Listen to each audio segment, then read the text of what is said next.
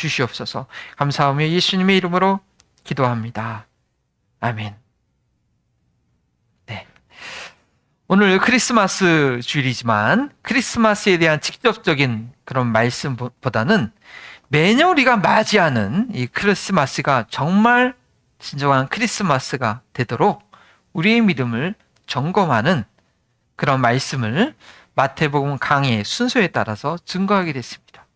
오늘 본문은 여러분이 교독했지만 평상시에 우리가 이 마태복음 강의를 순서적으로 하지 않는다고 한다면 이 본문을 가지고 설교할 목사님들은 거의 없어요.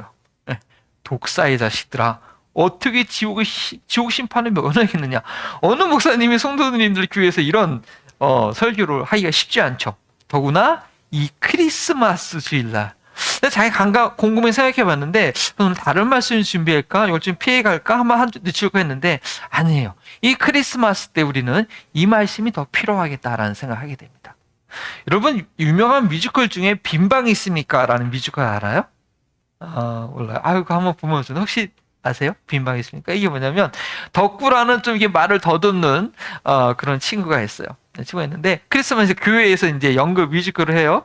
하는데 뭐 이 덕구라는 그 어떠한 그 역할이 뭐냐면 이제 예수님이 마리아와 요셉이 이제 여우관에 찾아갔는데 이제 방이 없다는 그 주인장이에요. 여기 빈방 없습니다. 그 한마디 대사만 하는 데는 역할인데 아무도 그 역할을 안 하려고. 왜냐면 한마디밖에 안 하니까 다 주인공을 하려고 그러죠. 그래서 이 역할을 누가 시킬까? 그러다가 그 교회에서 좀 어차피 좀 말을 더듬는 그리고 좀 그런 애에서 그래 너 이 역할 해. 그래서 걔한테 그 역할을 맡겼어요. 그래서 성탄들이 다와서 이제 24일 전에 때 이제 그 연극을 하는데 이 덕구라는 애가 그 마지막에 이제 마리아와 요셉이 와서 방 좀 내주세요 막 하면은 그 여관 주인이 이제 빈 방이 없다고 그렇게 말 한마디만 하면 되는데 이 덕구라는 애가 갑자기 있다가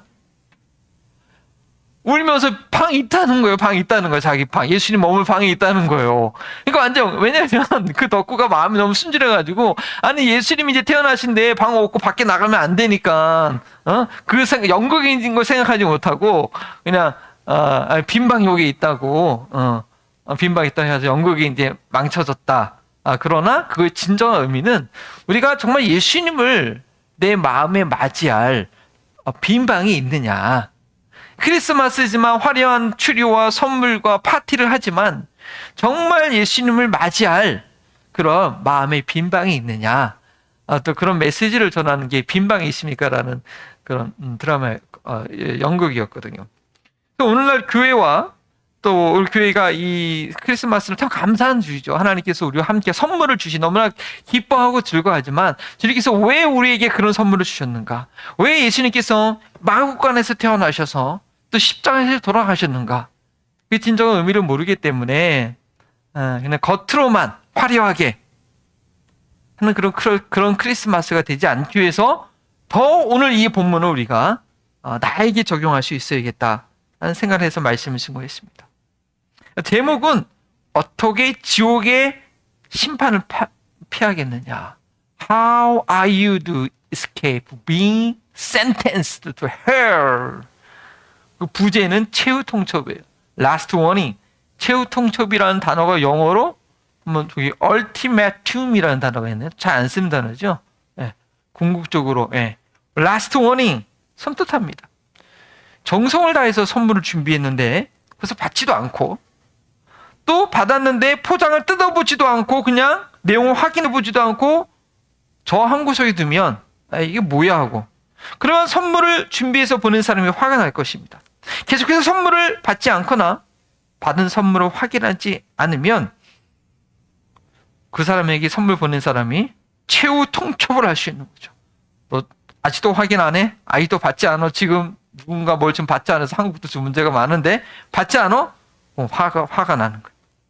하나님께서 저희에게 선물로 주신 독생자 예수 그리스도 그 예수님은 복음을 선포하셨습니다. 이 복음은 하나님과의 관계를 회복하게 만드는 그런 너무나 굿뉴스입니다. 그래서 저희는 그 선물의 내용을 자세히 확인해 봐야 됩니다. 아, 그래, 너 선물 받았어. 나 구원 받았어. 라고 피상적으로 본 것이 아니라 그 안에 있는 선물이 무엇인지 정확하게 보고 그것을 또한 정말 이게 내게 필요한 선물이었구나 라고 확신하고 즐길 수 있어야 돼요. 오늘 말씀에 예수님께서 너희가 어떻게 지옥의 심판을 피하겠느냐고 말씀하십니다. 여러분, 지옥 심판을 믿습니까? 지옥? 에이, 뭐 요즘 어떤 미국 목사님은 지옥이 없다라고 그렇게 얘기한 거 있어가지고 큰 문제가 있었잖아요. 이 지옥이라는 것이 이 세상 끝날 있을 사건이라고 해서 현실감이 없을 수 있죠. 지옥은요, 내가 죽어서 경험하는 게 아니고 이 세상 마지막, 역사의 마지막에 나타날 그런 현상이죠.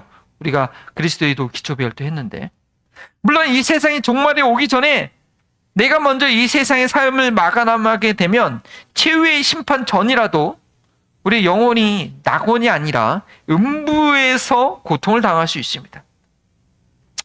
그래도 그것은 내가 지금 이 땅에서 당하는 고통이 아니기 때문에 지옥의 심판에 대한 현실감 내지 두려움이 없을 수가 있죠.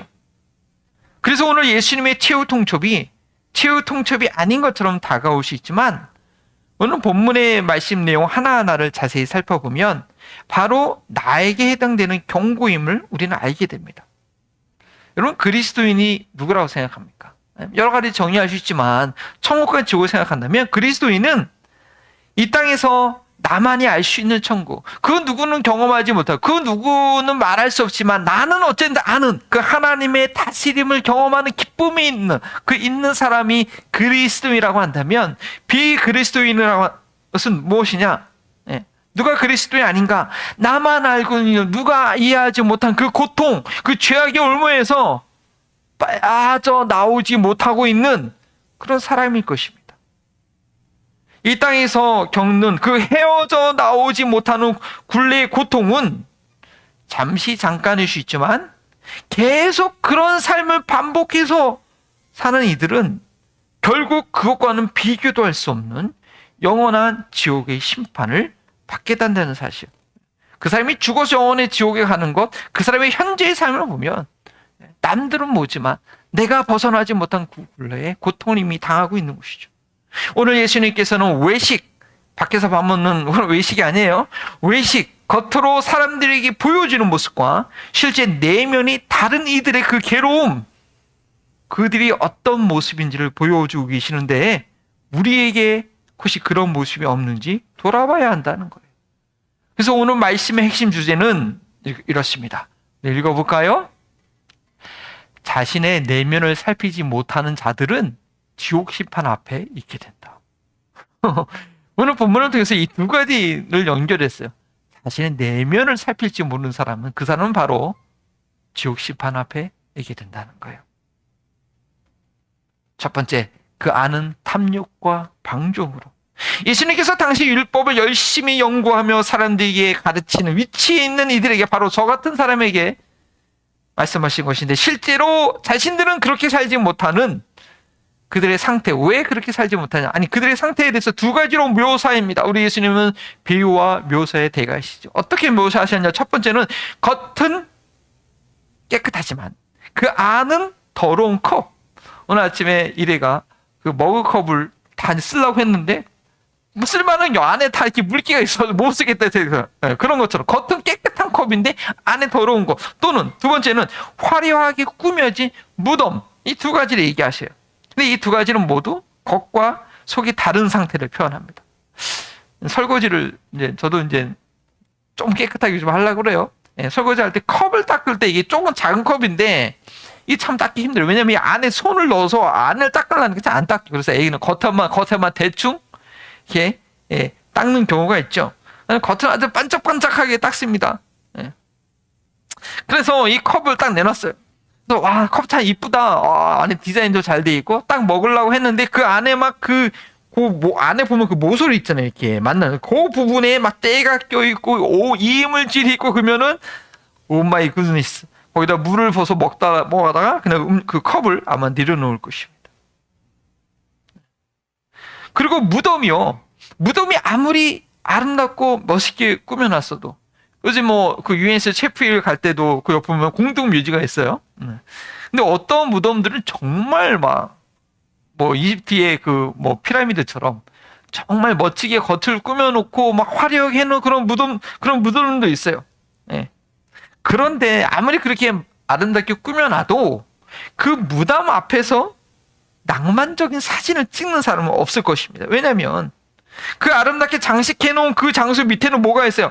사람의 시체가 썩은 장소예요. 예. 그 사람이 묻어서 시체가 썩은 장소이고 그 안에는 뼈다귀들이 있다는 것을 알기 때문에 아무리 멋있어 보여도 그 무덤 앞에서 사진 찍는 사람은 별로 없어요. 예. 물론 기념으로 찍는 경우는 몰라도.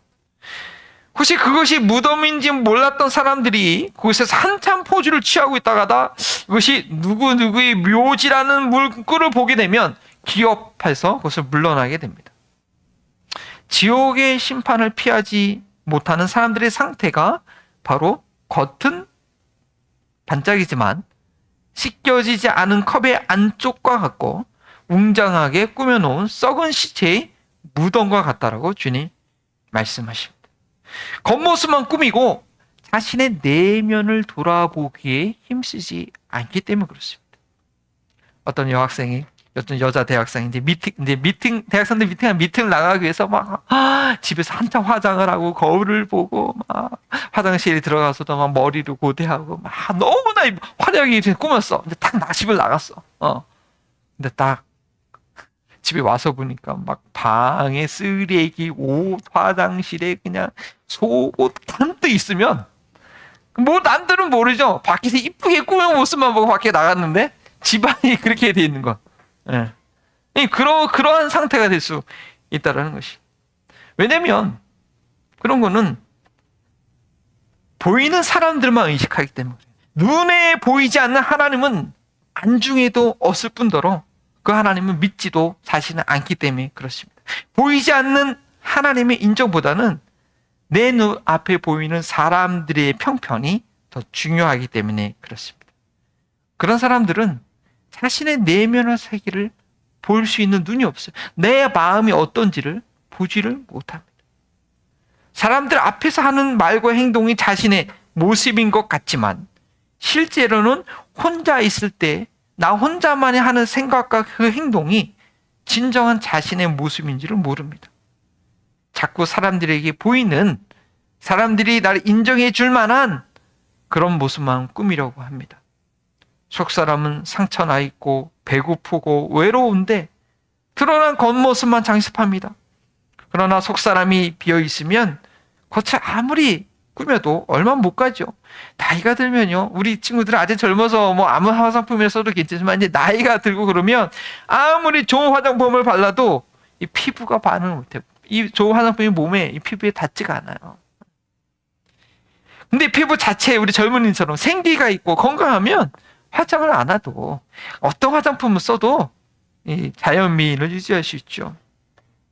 내면을 가꾸는 것이 중요합니다. 사람들은 보지 못해도 언제 어디서 나를 보고 계시는 하나님을 생각하는 것이 중요합니다. 사람들의 이목 때문에 행동하는 것이 아니라 내 안에 계신 성령님의 음성을 듣고 순종할 수 있어야 합니다. 사람을 처음 만날 때, 어떤 사람 처음 만날 때는요, 좋은 인상을 주기 위해서 화장도 하고 머리도 빗고 단정하게 빗고 깔끔한 옷을 입고 나갑니다. 단 한 번 만나는 만남이라면 뭐 그것이 도움이 됩니다. 그러나 그 만남이 며칠, 몇 달을 같이 지내야 되는 그런 만남이라고 한다면 그렇게 외모만 꾸미는 것 큰 도움이 되지 못합니다. 사람의 됨됨임, 그 인격이 준비되어 있지 못하면 아무리 겉모습이 좋아도 같이 지내기가 너무 불편한 거예요. 한 달, 두 달 지낼수록 너무 괴로운 거예요. 아니 그 좋은 외모의 소음과 같아서 더 속상하게 되죠. 평상시에 집안 청소를 깨끗이 안 했더라도 갑자기 집에 손님이 찾아온다고 하면 그냥 대충 보이는 것만 치워도 괜찮아요. 근데 그 사람이 며칠, 몇 달을 그 집에서 지낸다고 한다면 평상시에 깨끗하게 했지 않은 그 어떤 부분에서 모습은 금방 드러나고 이 집 가면 냄새가 나네 하게 되는 것이죠. 많은 종교와 윤리와 도덕이 아무리 좋은 가르침을 준다 하더라도 그것을 행할 능력을 공급해 주지 못하면 아무 소용이 없습니다. 겉으로 많은 내용을 공급받고 훈련을 받아도 이 속사람이 변화되지 않으면 도루묵 다시 옛날 상태로 돌아가게 됩니다. 그 내면이 생명력으로 채워져야 합니다. 살아 움직이는 힘이 내면으로부터 흘러나와야 합니다. 이처럼 속사람을 준비하여 채우는 것이 중요합니다. 복음이 좋은 소식인 이유는 예수 그리스도의 속죄, 예수 그리스도의 속죄라는 게 뭐죠? 그의 죽으심과 부활, 그로 인하여서 하나님의 성령이 그 예수님을 믿는 사람, 우리 심령 안에 거주하게 된다는 것입니다. 성령이 우리 하나님의 새로운 생기가 우리 안에 있어서 우리 안에 생명력이 넘치게 된다는 것이죠. 우리 그리스도인들이 예수 안에 있으면 정죄함을 받지 않는다. 로마서 8장 1절 말씀 너무나 중요한 말씀이죠. 그 이유가 뭔지 2절 말씀을 이렇게 얘기하고 있습니다. 새벽 성경을 읽어보면요. 그리스도 예수 안에서 생명을 누리게 하는 성령의 법이 당신을 죄와 죽음의 법에서 해방하여 주었기 때문입니다. 생명력이 충만한 삶을 살게 되기 때문에 그리스도 예수 안에 있는 자에게는 정죄함이 없는 것입니다. 기독교의 복음은 속사람을 변화시키는 것입니다. 율법과 윤리는 이렇게 해야 한다는, 이것이 우리의 마땅한 행동이라는 그런 겉모습이 무엇인지 알려주지만 그렇게 행할 능력을 주지는 못한다는 것이죠. 복음이 좋은 소식인 것은 우리 인간의 공로가 아닌 하나님의 사랑으로 말미암아 예수님으로 말미암아 우리가 하나님과 관계를 맺게 됐는데, 그 하나님과 관계를 맺게 된 것으로 말미암아 속사람의 변화가 일어난다는 것입니다. 하나님의 성령이 내 안에 들어오기 때문입니다. 내 안이 채워지기 때문입니다. 그렇다면 다른 종교에서는 이런 내면을 채워주는 것이 없나요? 네. 명상이나 요가나 수행이나 또 책을 많이 읽는 것이나 다 내면을 채워주죠. 네. 그러나 그 내면을 무엇으로 채우느냐가 문제라는 것이죠. 인간을 창조하신 하나님의 본체로 채워지지 않으면 온전히 채워질 수가 없는 것입니다. 인간 속에 있는 가장 깊은 부분을 채우지 못하게 되는 것이죠. 하나님의 본체이신 예수 그리스도께서 인간의 몸으로 오셨고 그 그리스도로 말미암아 하나님의 충만한 것으로 채워져야 합니다. 그래서 요한복음 1장 14절에 그 말씀은 육신이 되어 우리 가운데 사셨다. 우리는 그의 영광을 보았다. 그것은 아버지께서 주신 외아들의 영광이었다. 그는 은혜와 진리가 충만하다. 요한복음을 쓴 사도 요한이 그 예수님의 영광을 보니 은혜와 진리가, 그 말씀이 육신이 되어 우리 안에 거하는 그 은혜와 진리가 충만한 것을 이렇게 표현하고 있습니다. 이렇게 참 생명으로 채워진 이들은 그 생명력으로 인하여서 거룩한 열매를 맺게 됩니다. 그 안에 채워져 있는 것이 거룩한 하나님의 영, 성령임을 드러내는 삶을 살게 됩니다. 율법학자들이 아무리 율법을 열심히 연구하고 사람들에게 가르쳤어도 그 내면을 깨끗하게 하지 못한 것은 그 하나님의 생명력이 없었기 때문입니다. 율법이 하나님의 말씀이긴 하지만 하나님을 신뢰하는 마음으로, 하나님을 전적으로 의지하는 마음으로 율법을 다가가지 않았기 때문에 그들은 그 표면적으로만 나올 수 밖에 없었죠. 아브라함과 다윗과 같은 경우는 다윗은 하나님을 사랑하는 마음으로 그 말씀을, 그 율법의 말씀을 대했기 때문에 하나님께 인정받는 그런 믿음의 사람이었죠. 사람에게 보이기 위해 겉만 꾸미고 자신의 내면을 돌아보지 못한 자라, 그들의 삶은 결국 어떻게 됩니까? 예수님께서 두 가지를 말씀하십니다. 첫 번째는 같은 범죄자이지만 다른 사람들의 죄만 지적하는, 좀 지저분한 말인데 똥 묻은 개가 겨묻은 개를 뭐라고 한다고 하는 옛말처럼 그런 상태가 되고, 두 번째는 그런 상태는 마음과 미움과 적대감을 가지고 원수 갚기에 몰두하는 그런 파괴적인 삶이 되게 됩니다. 두 번째, 죽은 자들의 자손임을 스스로, 29절부터 32절의 내용을 보면 바리새파 사람들이 예언자들과 의인들의 무덤과 비석을 만들어 세우면서 하는 말에 예수님은 주목하셨습니다. 그들이 무슨 말을 하는가 하면, 만약 우리가 이렇게 다시 어떤 일이 있었냐면 바리새파 사람들이 자기 선조들이 자기 조상들이 그 옛날 구약 시대에 의로웠던 사람들과 선지자들을 막 핍박하고 죽였단 말이에요. 예. 그래서 그들의 명예를 다시 회복시켜주기 위해서 그 의인과 선지자들의 그 알람을 꺼주시면 되는데 괜찮아요. 여기 위해서 그들의 비석을, 그들의 무덤을 다시 막 꾸며줬어요. 그러면서 하는 말이, 우리가 우리 선조들의 시대에 살았으면 우리는 저렇게 의인들을 죽이거나 그러지 않았을 거라고 그렇게 말을 하고 있었습니다. 그들의 예전에 억울하게 죽임을 당한 사람들의 그 명예를 회복시켜주는 것, 그 행동 자체는 좋은 것입니다. 그러나 그들이 하는 말은 그들의 행동의 동기가 잘못되었다는 것을 보여주죠. 뭐냐? 자신들은 악행을 저지른 그들의 조상과는 같지 않다 라는 것을 보여주기 위한 그들의 행동이었습니다.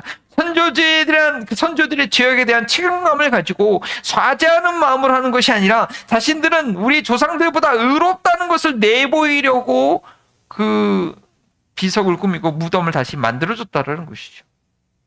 1997년도였나요? 몇 년도에 미국 정부 대통령이 예전에 미국이 그 인디안들을 학살하고 그렇게 추방하고 막 부당하게 대우한 거에 대해서 공식적으로 처음으로 미국 역사 400년 만에 처음으로 성명을 발표했습니다. 잘한 거죠. 예. 잘한 건데 사과 성명을 발표하면서 우리가 개척자였을 때면 우리는 그렇게 안 했을 거라고 그렇게 덧붙이면은 그건 뭐냐?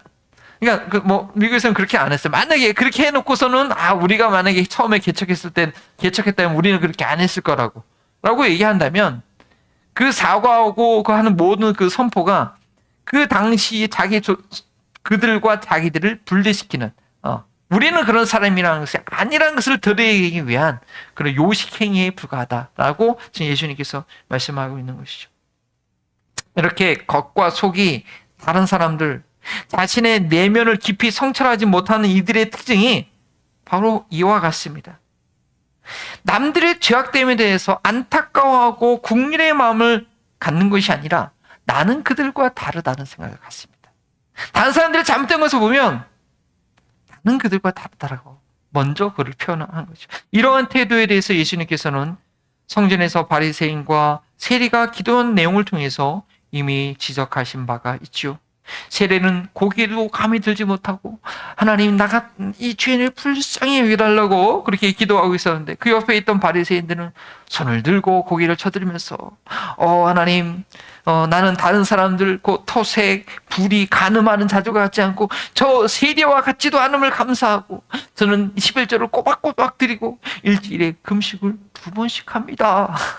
그렇게 감사하고 있는데 그에 대해서 예수님께서는 이 세리가 저 바리새인보다 더 의롭다고 하나님께 인정받았다 그렇게 말씀하셨죠. 겉과 속이 다른 사람, 자신의 내면을 들여다보지 못하는 사람은 다른 사람들의 문제를 발견했을 때 그것은 그들만의 문제라고 생각하고 내 자신 안에는 그럴 가능성이 있음을 전혀 보지 못하는 영적 잔임인 것입니다. 그럴 수밖에 없는 것이 사람들 보는 앞에서 늘 옳은 행동만 함으로써 늘 칭찬만 받아왔기 때문에 자기의 진짜 모습을 모르는 것입니다. 모든 인류가 범죄하여 하나님의 영광에 이르지 못했다고 성경은 증언하고 있는데 그 인간으로서의 그 동질성은 부정한 채 다른 이들을 정죄함으로써 자신에게는 그런 문제가 없는 것처럼 꾸밉니다. 저 사람은 교통 질서도 안 지키고 저 사람은 잘난 체하고 그렇게 하는데 나한테도 설상 그런 문제가 있다는 것을 자기는 모르는 것이죠. 이것이 대부분 인격적으로 미숙한 이들이 보이는 삶의 태도입니다. 예수님께서는 분명하게 말씀하셨죠. 마태복음 6장 1절과 2절을 보면 너희가 심판을 받지 아니하려거든 남을 심판하지 말아라. 너희가 남을 심판하는 그 심판으로 하나님께서 너희를 심판할 것이다.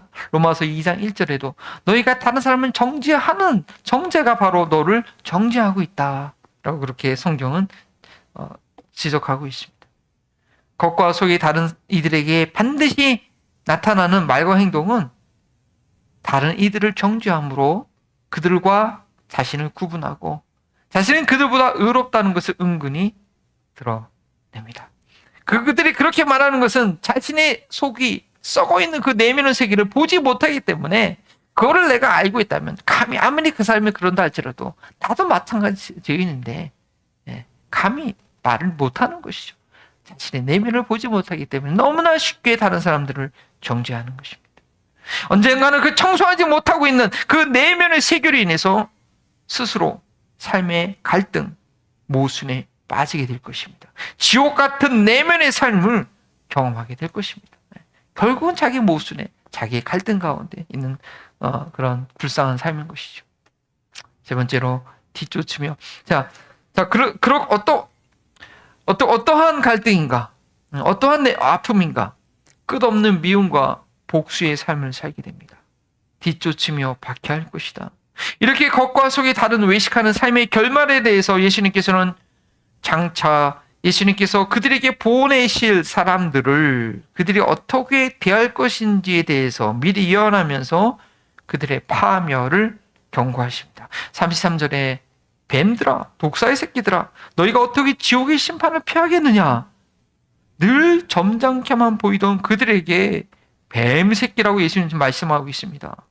그들이 아마 그 말을 직접 들었다면 그들뿐 아니라 그 주변에 있던 모든 사람들이 깜짝 놀랐을 것입니다. 아니, 저렇게 교양 있어 보이는 사람에게 예수님께서 독사의 새끼라고 욕을 하다니. 그러나 그들의 삶이 향하고 있는 종착점을 미리 볼 수 있다면 그렇게 그들에게 미리 얘기해 주는 것을 고마워해야 할 것입니다. 저희는 누군가에게 이렇게 말할 자격은 없지만, 예수님도 이렇게 얘기하셨으니까 나도 욕해도 돼. 절대 그렇게 생각하면 안 되죠. 예수님은 모든 인류의 최후의 심판자이시고, 또한 그 앞으로 다가올 일을 미리 볼 수 있는 분이기 때문에, 그렇게 살다가는 저렇게 되는 걸 알기 때문에 마땅히 할 수 있는 경고이고 또 하셔야 될 경고입니다. 우리가 예수님을 따라갈 게 있고 따라하지 말 게 있는 거지, 예수님이 이렇게 얘기하셨다고 우리가 그렇게 얘기하는 건 절대 아닌 거죠. 겉과 속이 달랐던 바리새인들은 예수님만 대적한 것이 아니라 후에 예수님의 말씀을 증거하는 이들, 예수님께서 보내신 이들을 끔찍하게 핍박하게 될 것을 34절에 말씀하십니다. 그러므로 내가 예언자들과 지혜 있는 자들과 율법학자들을 너희에게 보낸다. 너희는 그 가운데서 더러는 죽이고 더러는 십자가에 못 박고 더러는 회당에서 책짓질하고 이 동네 저 동네 또 뒤쫓으며 박해할 것이다. 진리의 근원이신 예수님조차 로마 사람들의 손에 빌려서 십자가에 못 박히게 했는데 예수님의 제자들은 당연히 이 외식하는 이들에게서 이런 어려움을 당하게 되는 것입니다. 다른 이들에게는 이 사람들이 그렇게 하지 않겠지만, 이 외식한 사람들이 다른 사람들하고 잘 지낼 수 있겠지만 예수님의 제자들하고는 잘 지낼 수가 없어요. 왜냐하면 예수님의 제자들은 예수님처럼 진리의 빛을 그들에게 비추기 때문에, 그들의 추함을 드러내기 때문에 그들 앞에서는 그들이 견딜 수가 없는 것입니다. 누군가 그 더러운 것을 들춰내면 그에 대한 적개심, 분노, 미움에 사로잡히게 됩니다. 자신의 내면을 보지 못하니까 자신의 더러움을 드러낼 때 자신을 공격한다고 느낍니다. 그렇지만 또 그렇게 또 바로 대응은 하지 않아요.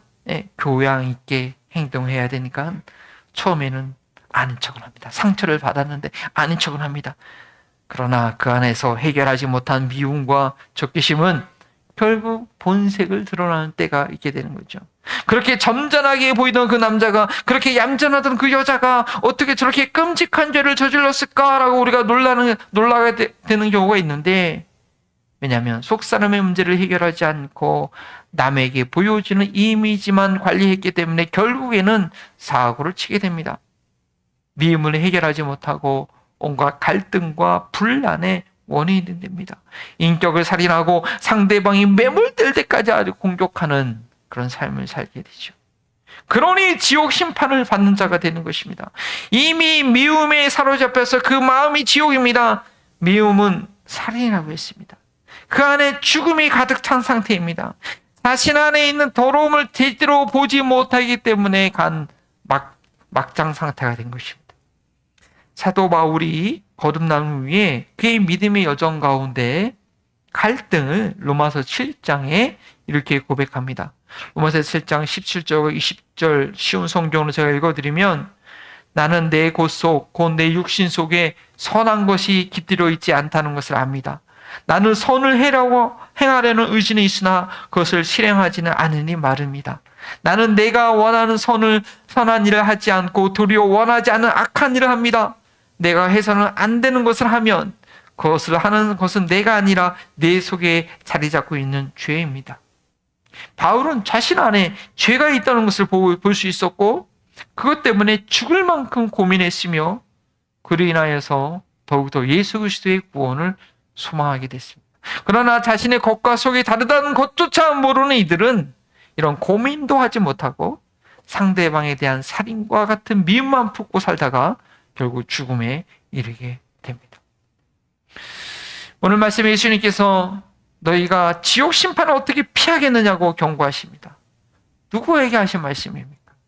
당시 종교 지도자였던 율법학자와 바리새파 사람들에게만 하신 말씀입니까?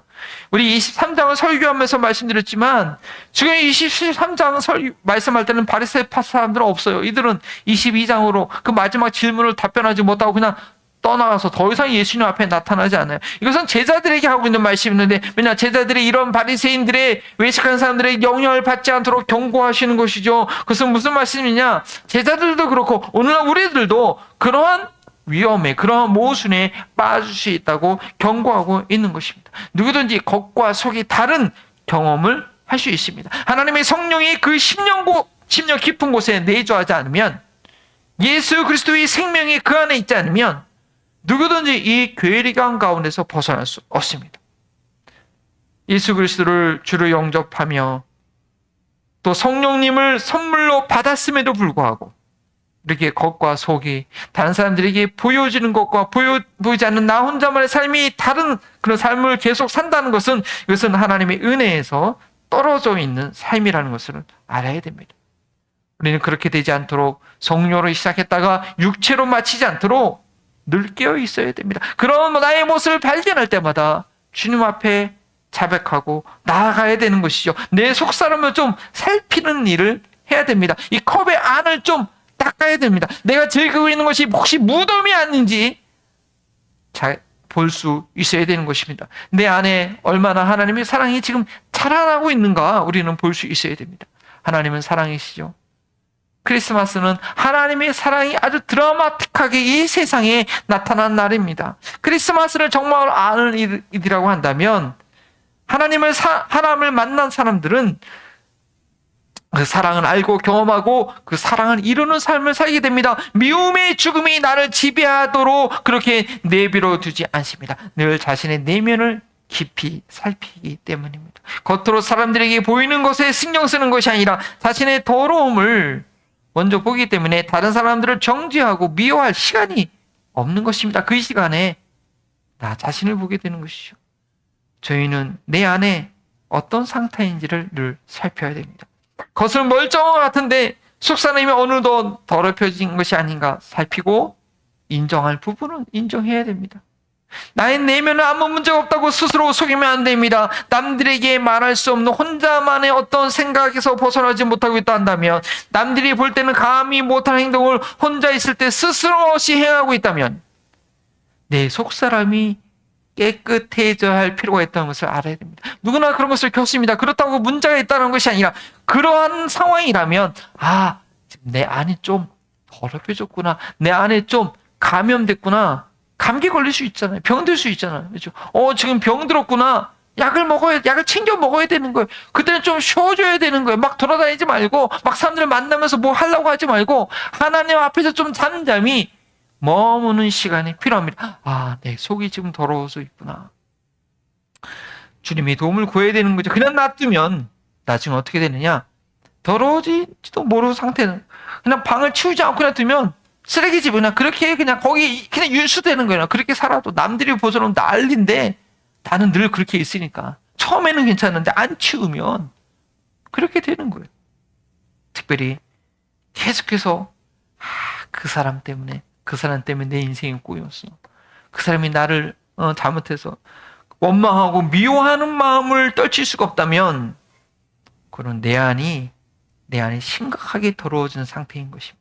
바리새인들처럼 더러워져 있어서 자신을 볼 수 없는 그런 상태이라는 것입니다. 오히려 그 미움과 엉망하는 그 말할 마음은 지옥의 심판을 피할 수 없는 상태라는 것을 알아야 됩니다.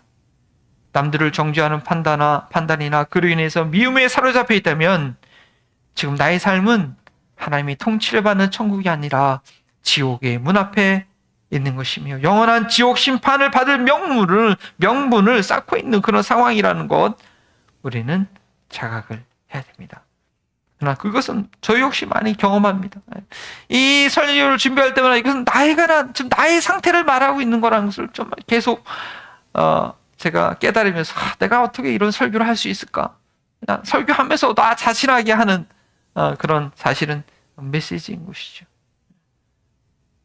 내 안에 자꾸 우리가 누군가를 분별은 해야겠지만 그 사람의 잘못에 대해서 나도 그와 같은 죄인이라는 긍휼의 마음을 가져야지, 그 사람을 정죄하고 그 사람을 저주하는 그런 마음이라고 한다면 내 안에 깊이 상해 있다는 것을 보고 하나님 앞에서 나의 마음을 돌아보며 주님 나를 정결케 해달라고, 나를 깨끗게 해달라고 하는 그 시간을 가져야 될 것입니다.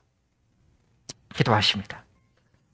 아버지 하나님, 이 크리스마스를 맞이하여서 우리 마국간으로 오신 그 예수님을 내 마음 가운데 더 깊이 모실 수 있는 자들이기 원합니다. 그 오물, 똥물, 그 썩은 오염물이 있는 그것처럼 주님, 내 마음이 썩어 있었다 할지라도 우리 주님은 외면치 않고 그 마국간에 친히 찾아오시는 주님임지 알고 나의 상한 마음에 주님의 그 정결함을 내게 영접하는, 받아들이는 저희가 될 수 있도록 도와주시옵소서. 그래서 우리 교회가 예수님을 따라가는 저희가 이 세상에서 상처 입고 외롭고 괴롭고 그 지옥의 굴레에서 벗어나지 못하고 있던 영혼들이 있다면 우리 주님께서 나에게 찾아왔듯이 그들에게 주님의 사랑으로 담대히 찾아가기를 귀찮게 하거나 외면하지 않는 저희가 되게 하여 주시옵소서. 감사하며 예수님의 이름으로 기도합니다. 아멘. 감사합니다.